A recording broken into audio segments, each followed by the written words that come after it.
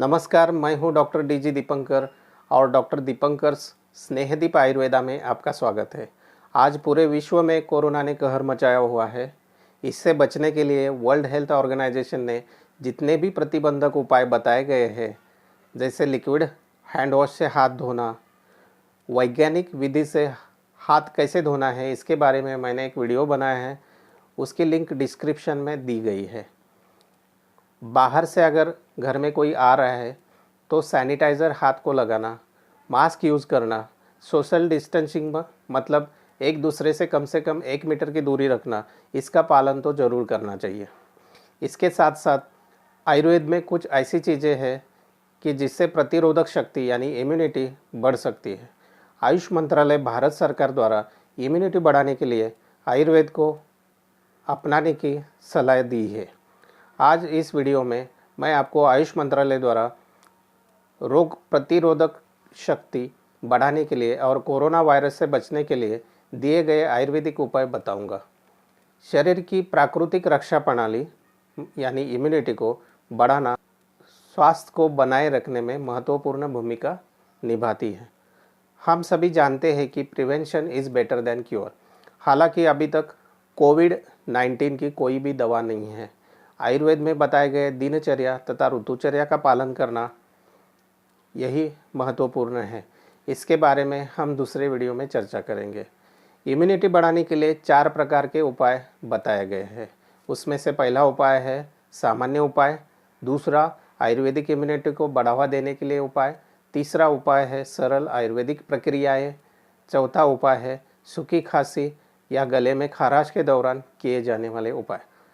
शुरू करने से पहले एक विनती, अगर आपने मेरा चैनल सब्सक्राइब नहीं किया है तो जल्दी से सब्सक्राइब बटन पर क्लिक करें ताकि मैं आयुर्वेद और योग के बारे में आपको अधिक जानकारी दे सकूं। पहला मुद्दा है सामान्य उपाय। उसमें पूरे दिन गर्म पानी पीना चाहिए। उबला हुआ पानी जब पीने लायक हो तब उसे दिन भर बार बार पीना चाहिए। आयुर्वेद में ऐसा बताया गया है कि कोई भी बीमारी अग्निमांद्य से होती है। अग्निमांद्य मतलब शरीर के पाचन शक्ति का कम होना। गर्म पानी पीने से अग्नि प्रदीप्त हो जाएगा और भूख बढ़ेगी। आयुर्वेद के अनुसार गर्म पानी सभी कफज विकार, श्वसन प्रणाली के विकार, सर्दी खांसी बुखार को कम करने वाला है।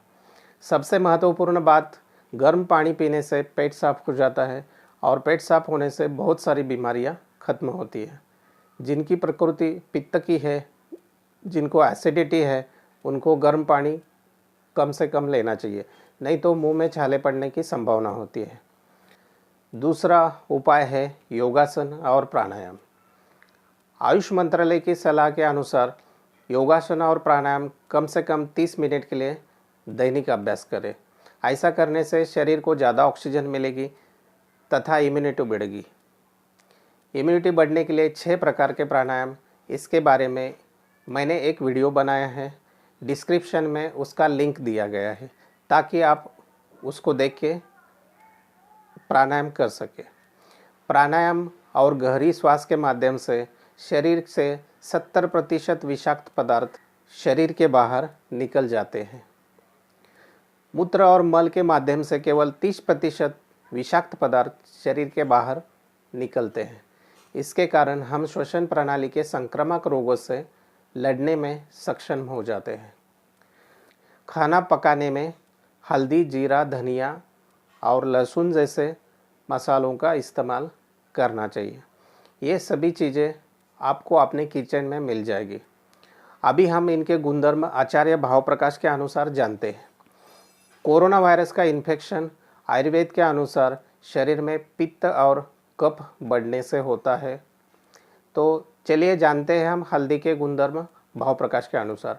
हल्दी पित्त और कफ का शमन मतलब कम करने वाली होती है, रक्त को शुद्ध करने वाली होती है और कृमियों को मारती है। कोरोना वायरस को अगर हम सूक्ष्म कृमि मानते हैं तो हल्दी कोरोना वायरस के ऊपर ज़रूर काम करेगी। जीरा पाचन शक्ति यानी अग्नि को बढ़ा के भूख बढ़ाता है, बुखार कम करता है, कफ का नाश करता है। धनिया बीमारी का नाश करने वाला होता है, पित्त और कफ को कम करने वाला होता है, भूख बढ़ाने वाला, बुखार कम करने वाला, खांसी और सांस की बीमारी को कम करने वाला होता है। लहसुन कफ को कम करने वाला लेकिन पित्त को बढ़ाने वाला होता है, भूख बढ़ाता है, कृमियों को मारता है, खांसी, सांस फूलना और बुखार कम करता है। लहसुन पित्त को बढ़ाने वाला होता है, इसलिए जिनकी पित्त प्रकृति होती है या जिनको एसिडिटी है उनको लहसुन बहुत कम मात्रा में लेना चाहिए। हल्दी, जीरा, धनिया और लहसुन खाना बनाते समय सब सब्जी में डाल दीजिए। दूसरा मुद्दा है इम्यूनिटी को बढ़ावा देने के लिए आयुर्वेदिक उपाय। उसमें सबसे पहले च्यवनप्राश 1 चम्मच यानी 10 ग्राम हर दिन सुबह लेना चाहिए। मधुमेह रोगियों को शुगर फ्री च्यवनप्राश लेना चाहिए। च्यवनप्राश च्यवन नामक ऋषि ने बनाया था और प्राश मतलब खाने लायक चीज़ें। च्यवनप्राश में 50 से भी ज़्यादा औषधियाँ हैं, लेकिन उसमें आंवला मुख्य है, उसके साथ अश्वगंधा, पिप्पली इत्यादि औषधियाँ हैं। खांसी और सांस की बीमारी में बहुत उपयुक्त है, इससे इम्यूनिटी भी बढ़ती है। जिनकी पित्त प्रकृति है या एसिडिटी की तकलीफ है उनको च्यवनप्राश 5 ग्राम के मात्रा में लेना चाहिए, क्योंकि च्यवनप्राश थोड़ा सा गर्म होता है। तुलसी, दालचीनी, काली मिर्च, सौंठ और मुनक्का, इनसे बनी हुई हर्बल चाय या काढ़ा दिन में 1 या 2 बार पीना चाहिए। यदि आवश्यक हो तो इसमें गुड़ या ताज़ा नींबू का रस अपने स्वाद के लिए डाल सकते हैं। जिनकी प्रकृति पित्त की है या एसिडिटी की तकलीफ है उनको दालचीनी, काली मिर्च, सौंठ नहीं लेना चाहिए। उसकी जगह पे मुलेठी यानी एसटी मधु लेना चाहिए। तुलसी, दालचीनी, काली मिर्च और सौंठ ये थोड़ा सा उष्ण होता है और पाचन शक्ति और अग्नि को बढ़ाता है। कफ, खांसी, सांस की बीमारी, बुखार इनको कम करने वाली होती है। मुनक्का शीत होता है और पित्त का शमन करने वाला होता है। मुनक्के को आयुर्वेद में उत्तम फल कहा गया है। वात पित्त को कम करने वाला होता है। यह शरीर और श्वसन प्रणाली को बल देता है। प्यास, जलन, बुखार, सांस फूलना, गले का दर्द इनमें तुरंत फायदा करता है। उसके बाद आता है गोल्डन मिल्क। गोल्डन मिल्क यानी हल्दी का दूध। 150 ml गर्म दूध में 2 ग्राम हल्दी पाउडर डालकर उबालकर दिन में 1 या 2 बार लेना चाहिए। आचार्य वाग्भट के अनुसार दूध को जीवनीय यानी जीवन को बढ़ाने वाला होता है। रसायन मतलब आयुष को बढ़ाने वाला, बल बढ़ाने वाला, पित्त कम करने वाला, शीत गुण का बताया गया है। हल्दी के गुणों के बारे में हमने पहले ही चर्चा किया है। हल्दी का दूध पीने से इम्यूनिटी बढ़ जाती है और शरीर को ताकत मिलती है। तीसरा मुद्दा है सरल आयुर्वेदिक प्रक्रियाएं मतलब प्रोसीजर्स। इसमें 2 चीज़ें बताई है। पहली है नस्य और दूसरी है ऑयल पुलिंग थेरेपी, इसको कवल धारण भी बोलते हैं। ये दोनों चीज़ें आयुर्वेद के पंचकर्म चिकित्सा का एक भाग है। तो पहले चलते हैं नस्य के बारे में जान लेते हैं। तिल का तेल, नारियल का तेल या गाय का घी 2 बूंद सुबह और शाम नाक में डालना चाहिए। नाक में तेल या घी डालने के लिए तकिया अपने कंधे के नीचे लेना चाहिए ताकि आपकी गर्दन नीचे हो जाए। उसके बाद गर्म तेल से चेहरे के ऊपर थोड़ा मालिश करना चाहिए। उसके बाद ड्रॉपर से 2 बूंद तेल या घी नाक में डालना है और फिर एक बार चेहरे को गर्म तेल से मालिश करना है। नाक में तेल या घी डालते समय सांस को रोकना नहीं है। ऐसा करने से तेल या घी गले में आ जाता है। उसके बाद 5 मिनट के लिए ऐसे ही लेटे रहना है।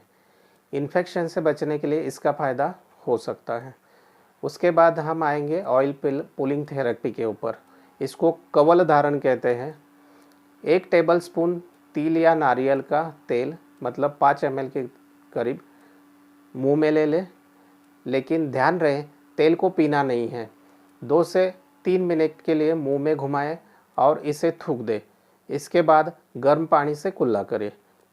ये दिन में 1 या 2 बार किया जा सकता है। कोरोना वायरस शरीर में, नाक में या मुख्य माध्यम से फेफड़े में प्रवेश करता है।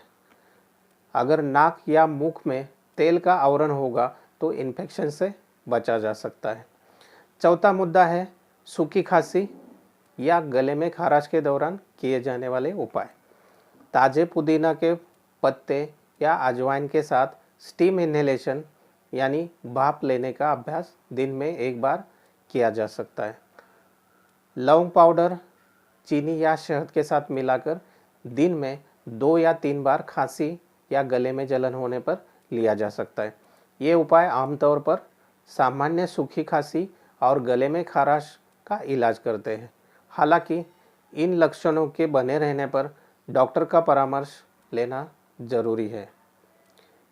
मैं फिर से एक बार कहता हूं कि prevention is better than cure. इसी का आधार लेते हुए आयुष मंत्रालय, भारत सरकार ने जितने सुझाव दिए थे उतने मैंने इस वीडियो में बताए हैं, और यह सुझाव आपकी इम्यूनिटी या रोग प्रतिरोधक शक्ति बढ़ाने के लिए है। अगर यह वीडियो आपको अच्छा लगे तो लाइक, शेयर और सब्सक्राइब करिए। आयुर्वेदिक जीवन शैली अपनाइए, सुरक्षित रहे, follow Ayurvedic lifestyle, stay safe.